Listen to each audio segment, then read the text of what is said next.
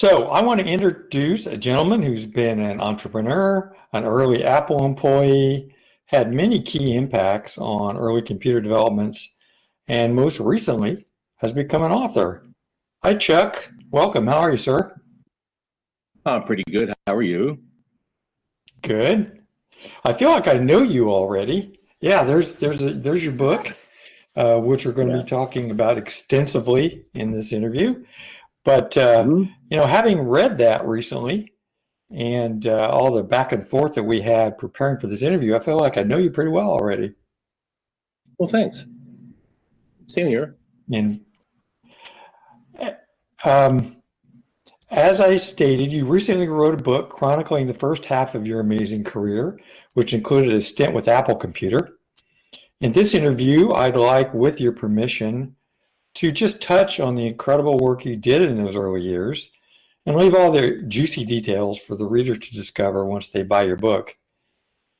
Can we just give them a taste of the story outlined in your book, which is called From Apple to Zilog, a Silicon Valley Engineer's Memoir? Does that sound good to Yes, you? sir. Sure. All right, well, let's start out just by having you tell us where you live and what you do these days. Well, today I live in Portland, Oregon, and a part owner of a engineering a business that does professional electrical engineering work for various markets like the automotive market and the trucking industry.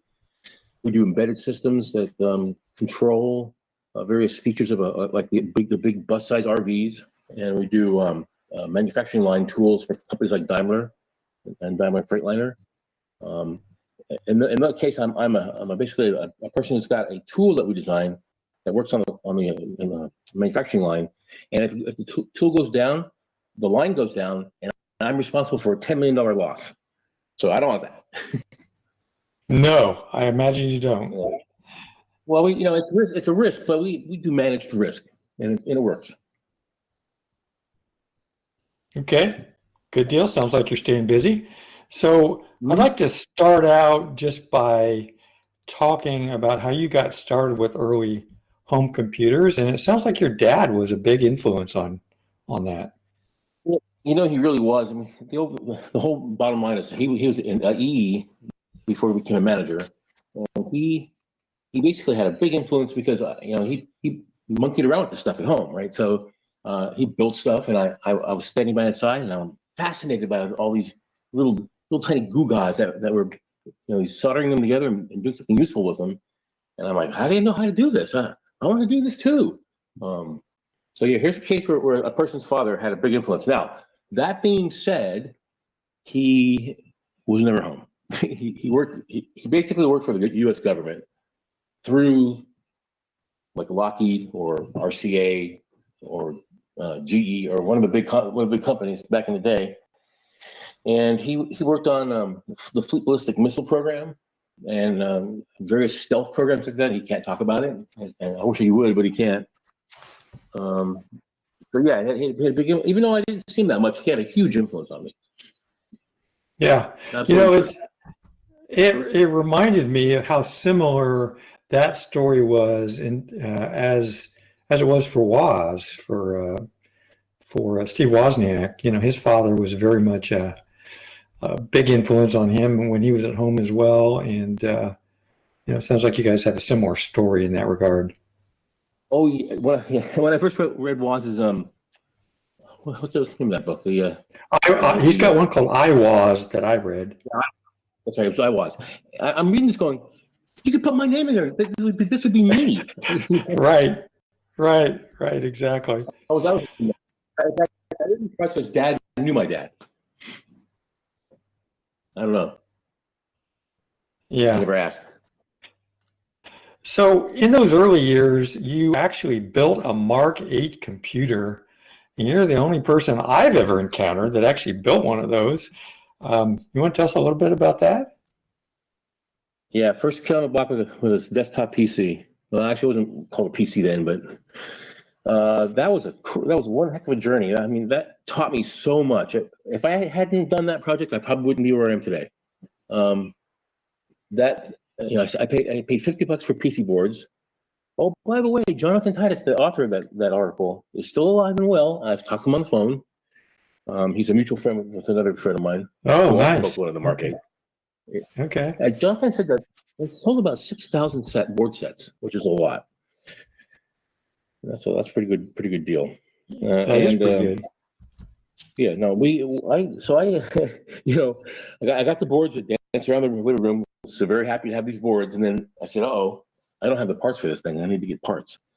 So I spent the next year collecting stuff to solder down. And I didn't, Jonathan did not use a plated through hole process in the board. So you had to solder on both sides of the board for one pin. And holy smokes, was that a lot of work. Let's suffice it to say that I did make that many errors, and that one of my good buddies who was an engineer spent a lot of time with me sitting down and debugging the whole thing. And if you didn't have a scope and various equipment like that, you could not make this work. It was way too complicated. Yeah, it sounds like you got a lot of practice soldering, which I'm sure came in useful in your later years. Yeah. And then you actually used that for a science project, I understand. Yes, I submitted it to the state science fair in 1976 at the state level, the highest level, and I won second place. I should have won first place because the guy that won first place, as far as I was concerned, he cheated. He basically submitted the same project year after year after year for 3 years and didn't use anything new and innovative about it. He just simply did stuff like changed the monochrome display to color. Okay, it looks prettier, but it doesn't do anything different. It's not better. It's not new. It's not challenging in any way. So I was irritated by it, but second place, okay, all right. Yeah, well, I mean, that was pretty incredible.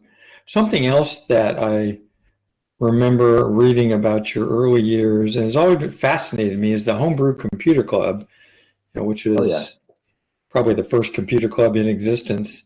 And you got to attend some of those meetings, which had to be amazing. Yeah, the engineering friend I was referring to a minute ago, he and I used to go together. And that's Bruce Kinney. He's passed away, unfortunately. But Bruce was a real engineer. He was an engineer's engineer. He'd roll up his sleeves and, he'd just get anything done. And he wanted us to go to this together because he felt it had a lot of value for me more than him. And I was just about ready to start college, so I didn't have a lot of extra time. So I only went to some of the meetings. Okay. So were you actually considered a member? I mean, was there a formal membership associated with the Homebrew Computer Club? I really don't remember. Okay. Well, yeah, pardon my memory. It's been 45 years. Sure. Almost 50 years. Is there any? Randy Wigginton from Apple was there. I remember seeing him. He's a little kid. Yeah. Uh-huh. Yeah. Do you remember any other stories, one particular story maybe about the Homebrew Computer Club that you attended?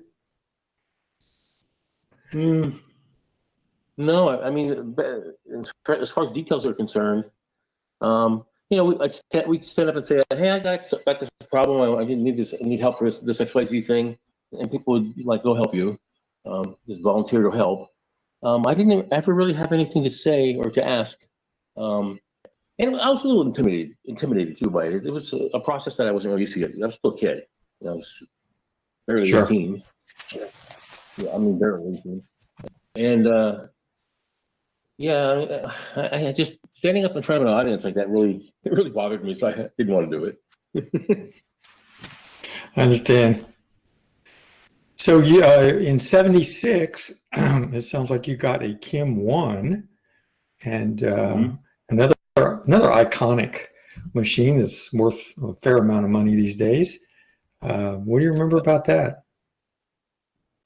Oh, what a beautiful thing. That Kim Moore probably made more career starts with 6502s than any other way to get there.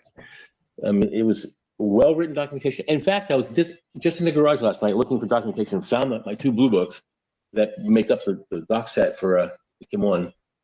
Still pretty much prime, like Bruce New. And well, they had all the details about how each instruction worked and the cycles that are required and the pipelining involved, and yeah, it was good stuff. And basically, the board shows you how to hook stuff together. And here's a circuit. How they give you the schematics. Here's how we did it. And frankly, it was just the right thing at the right time. And the other important thing about it was cheap, inexpensive. At the time, relatively cheap for computer stuff anyway, right? well, hang on. My 8008 processors for my Mark 8 were $200 a piece. Wow, the processor was an 8008 processor was $200. Wow, amazing. Yep. Now I talked them into giving me two of them for free. Yeah. But you couldn't do that if you didn't live here, Right place, right time. I thought it fascinating too in those early years. You actually had a stint working at Byte Shop #2, I guess. And yep. I think was that a summer job sort of thing? Yeah, that was the same time period we were just talking about. So it was the summer job I had right before school started for my first freshman year. And I mean, it's funny. Looking back, it's a special thing. It really was. I mean, there was all kinds of just incredible things going on. And we all knew if we played in this business at all, as a hobbyist, as an engineer, as a business person, you knew that we had something special going on. Nobody had ever seen anything like this before. And the bottom line is,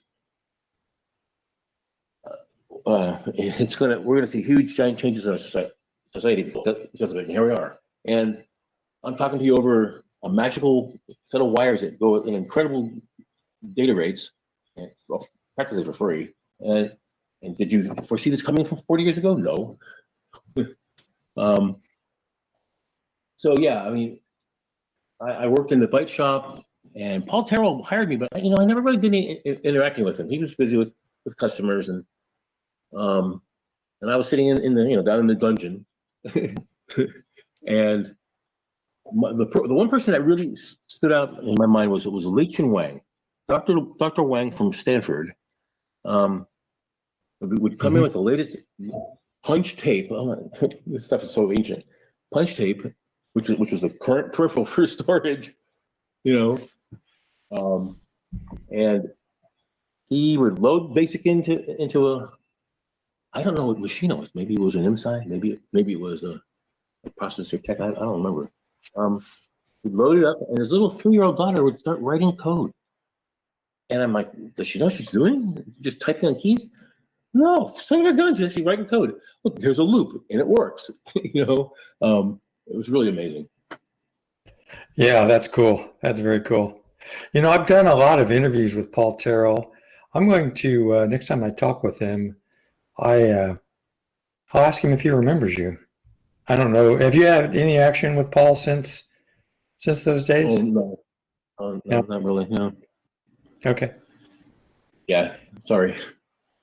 No problem. So you went to university then, Santa Clara University in '76, and your major was, I think, electrical engineering, correct? And computer science. Yeah. And computer science. Okay. Right. So where did you go from there? I understand you got a job with NASA in '77. So maybe after your first year at school?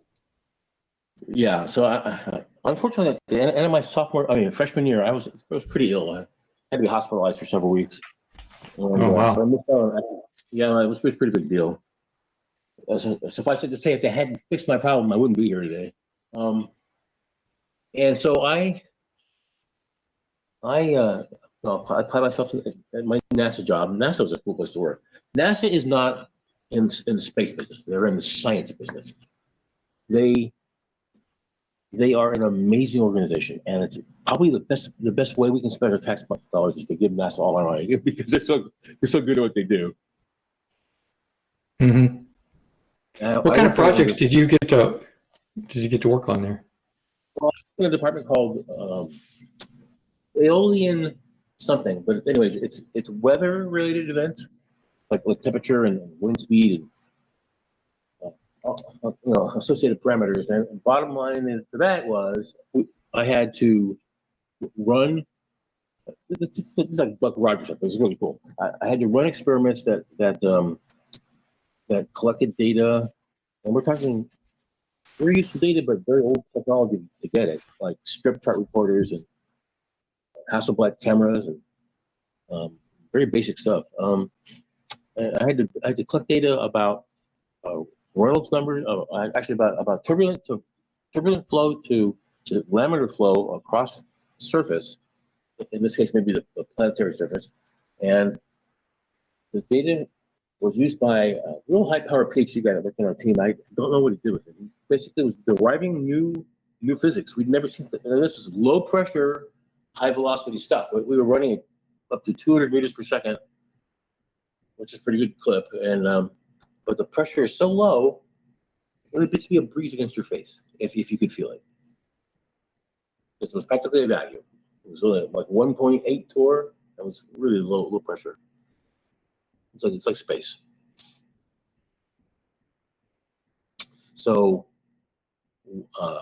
I did data reduction work. I did data collection work. I cleaned the chamber every time we make a run because it was so dirty. A fine layer of dust on everything.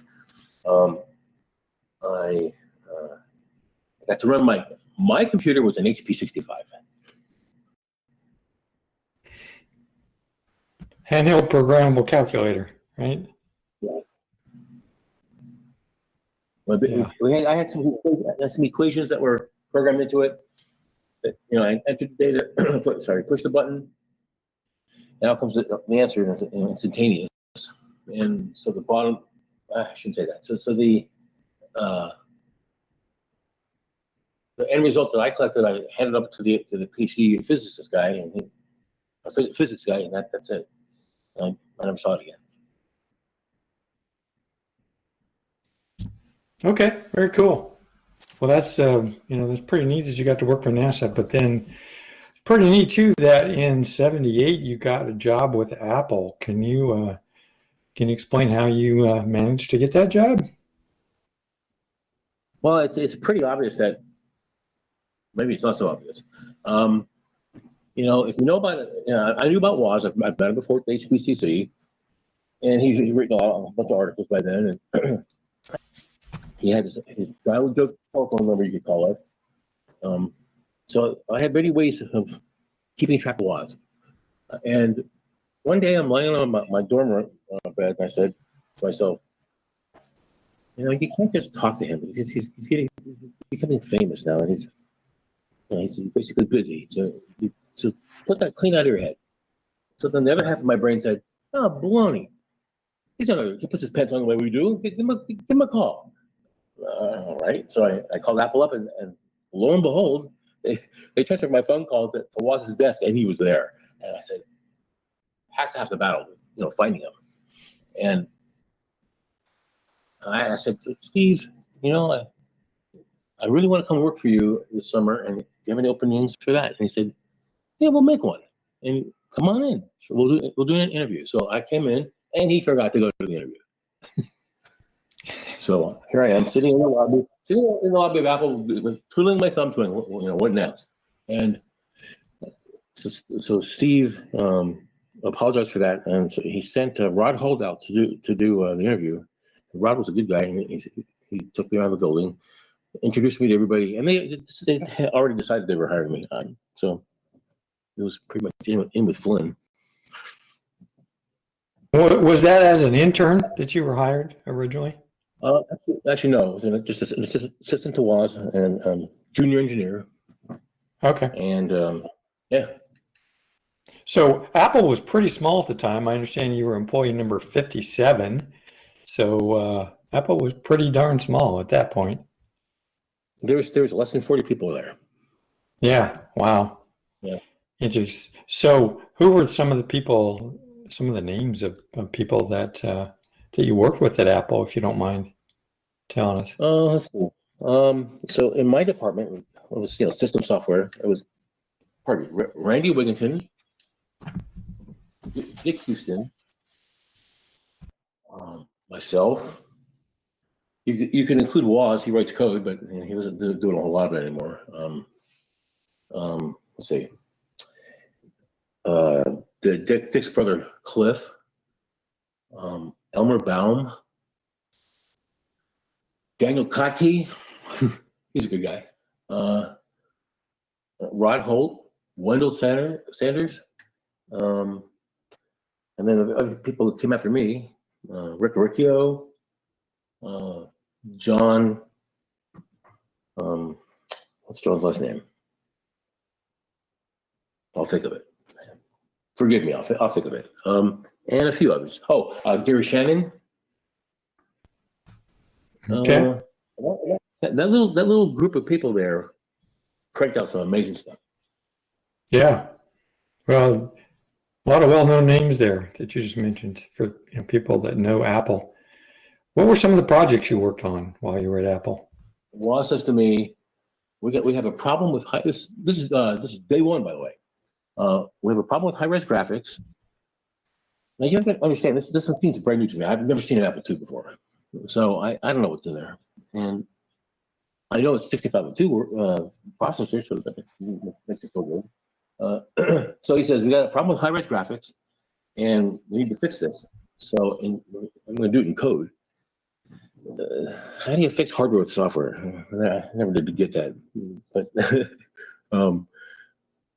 I wrote code that caused. See, if you drew a high-res line, in a given color, say orange, and you draw it across the screen at some angle, some of the pixels were missing because when they were combined by the video circuitry as it's scanning across the display, it caused an artifact to happen that caused the certain pixels, and it's a numerical thing, to not light the color you needed to. So I had to figure out how that'll work. I had no idea.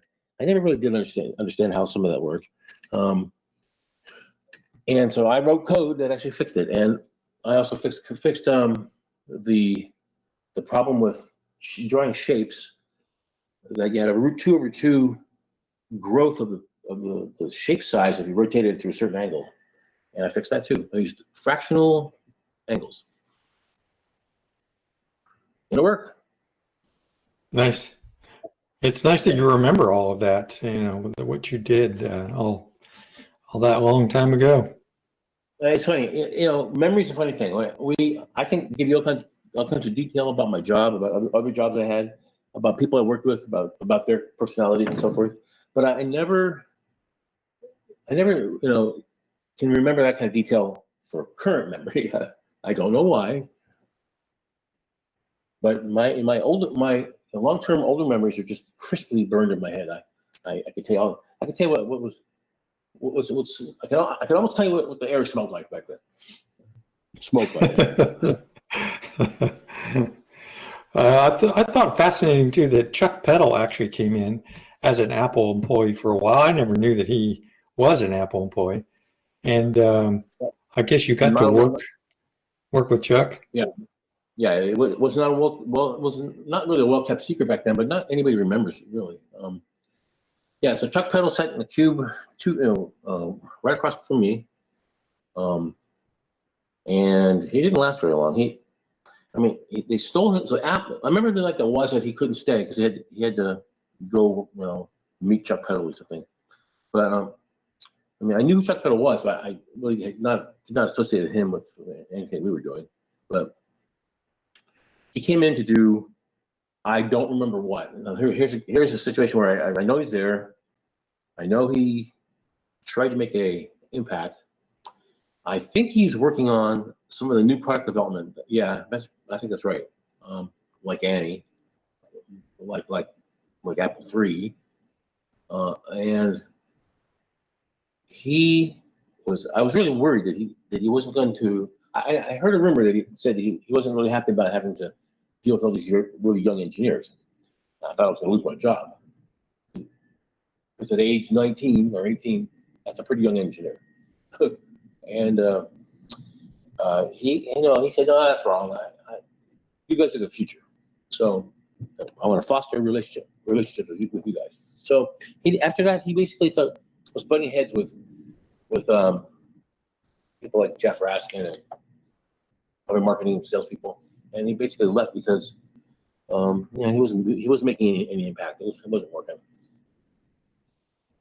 It was a coup to get him, but we couldn't keep him. Gotcha. Okay. So I understand while you were working at Apple, you developed a SmarTerm card. And you want to tell us about that? Yeah.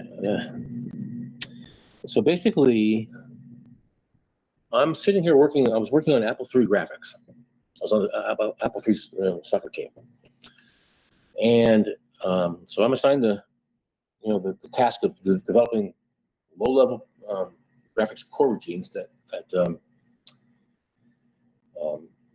fundamentally give you the ability to do all the drawing and plotting and all that stuff.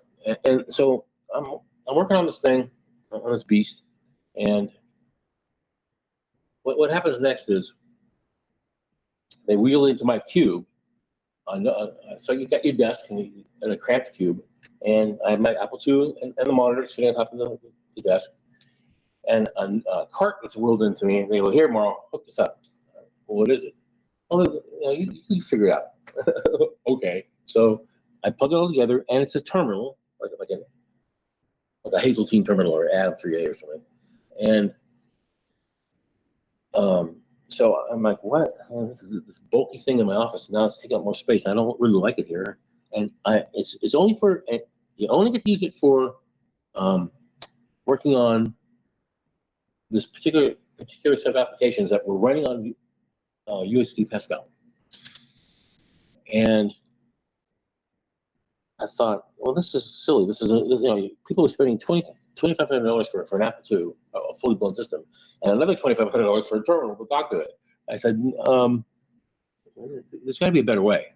And so over the Christmas break, I basically hammered out what would be, for the future, essentially a $2,000 terminal in a little card. You plug it in. It uses soft switching to get the Apple display to route through it versus the onboard display signals. And I had this monster technology in my hands. I had no idea at the time it was going to be that good. And I mean, I was basically solving a problem for myself. And I showed it to one guy and he said, "Holy crow, I want one of these." And before you know it, I got the whole engineering department filing through my cube, wanting to look at this thing. And the management got a hold of this. And they basically talked it over. And Jobs came up to me and said, "Mauro, did you use our stuff to build this?" I said, "No, this is out of my head, at my home, on my hours, my time. This is not owned by you, it's owned by me." He says, "Well, okay, how'd you start a company and to get this, to build this for us?" And I said, "Let me think about that." So the real genesis for why I left Apple to do my company is because Jobs kind of pushed me out the door to go do it. And I had no idea that product would do so well. I mean, the first order I got out of Apple was like 10,000 units. And for peripherals, that's a big deal. I mean, it's not exactly the cheapest peripheral out there, but it was certainly a very functional, a very useful tool to have. We did very well. I think we sold the better part, several 100,000 of them. Yeah, over a few years. That's quite a few. Yeah. So So before we leave Apple here, do you have a story about Woz or Jobs that perhaps was not in your book that you can share?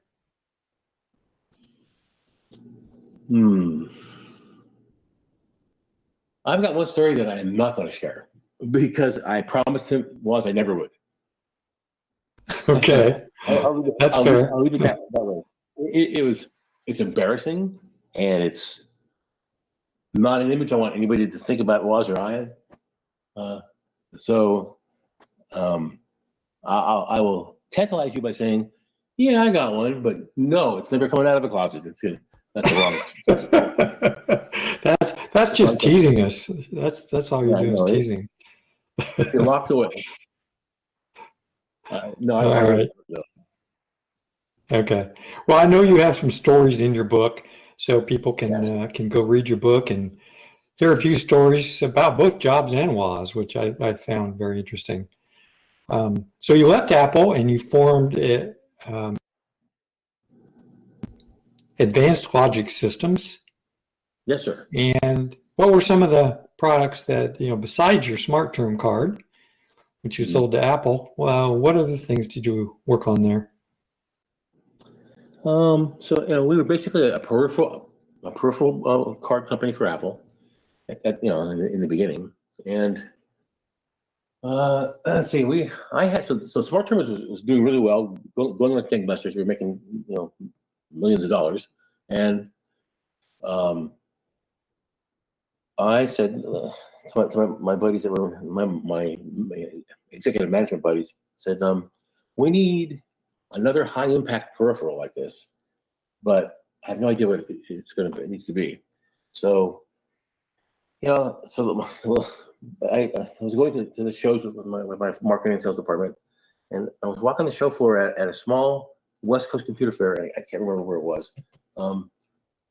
And I go, what's that?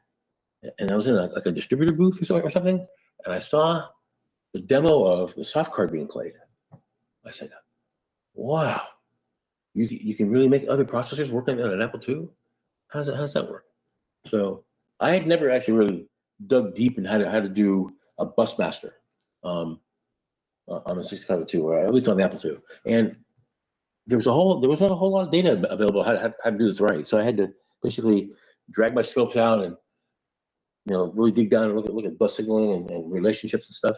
And I went to one of my partners and said, we got this ability to do this, and should we give it a shot? And they said, go tinker with it. So maybe a month later, I came back and said, this is what I got.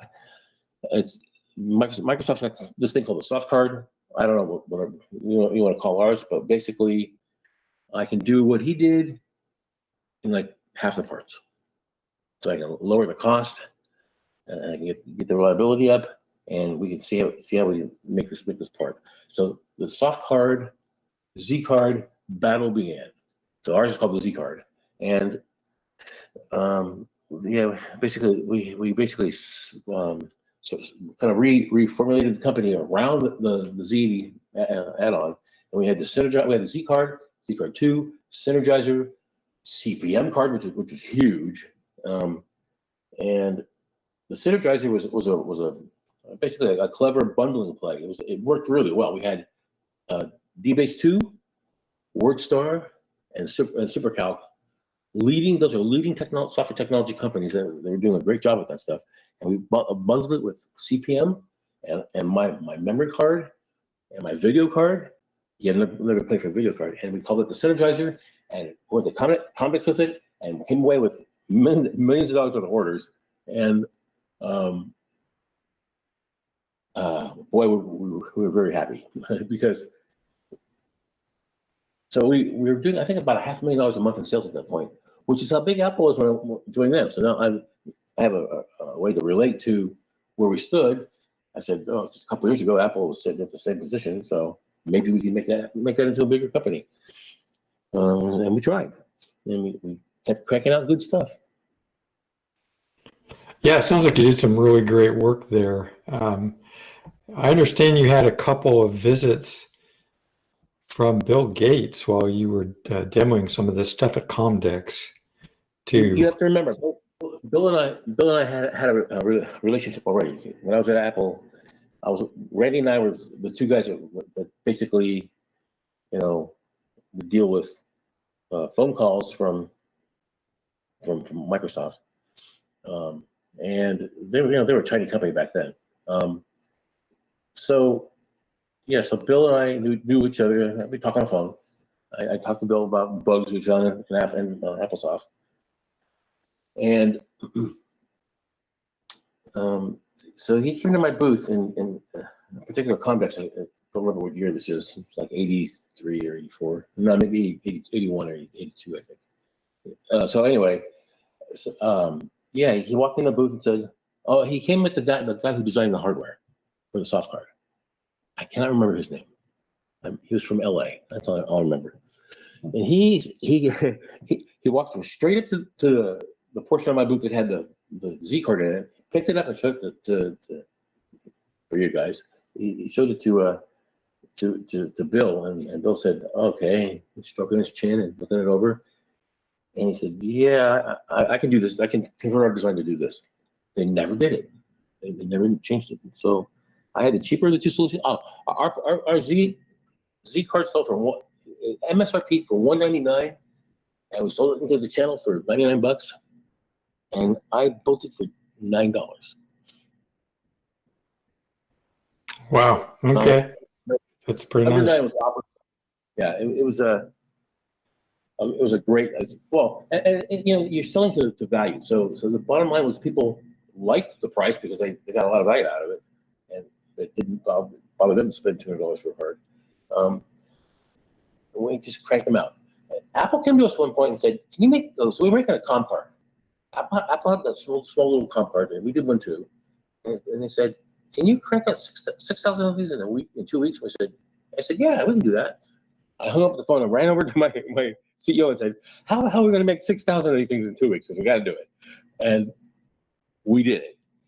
We basically went to 3 shifts. Hired a bunch of people. I went crazy on purchasing parts, and we cranked out 6,000 comp cards for Apple in 2 weeks. So you don't know a lot of what we did. People don't realize that ALS was a big player back in the day because we had a lot of OEM stuff going on. People didn't even know that, and we had software we were selling and hardware we were selling and bundled stuff we were selling. Even Apple was a customer, right? So they sold the video cards, and they sold the comp cards. I don't know what else. And it was good. We had so much fun. I loved my job. I had more fun I had a lot of fun when I was at Apple, but I had even more fun on my own. Sure. Okay. So why did you eventually leave ALS? I understand that occurred in 83. Yeah, that was a disaster. Because I wanted to get into GUIs and mice and the whole world that was starting to show up at our doorstep. From the Mac standpoint, Lisa, and I really wanted to steer my company into a direction that included that, and the work we did. I wanted to do a mouse, and support software for the mouse, and I basically got I got a system up and running, and I showed it to my buddies that were the executive staff, and I said, "Mauro, stick with what you know. Stick with design some cool hardware. Don't worry about this GUI stuff. Don't worry about this WYSIWYG stuff. That's not our play." And so they talked me out of what I wanted to do, and I stewed about it in my office for 3 or 4 weeks. I really got upset about this, and I could not talk anybody into following me. So I said, "Okay, fine. I'll find someone else to do this." So I left, and I left because I knew of a place I could land, and I went to interview with the guy, the owner of the company. He liked me. He hired me, and that was Steve Kirsch. Steve Kirsch became a pretty well-known name later on. He invented the optical mouse, and I took it to the next level. I improved it. Yeah. Okay, so that was Mouse Systems, right? Now systems. Mhm. Right.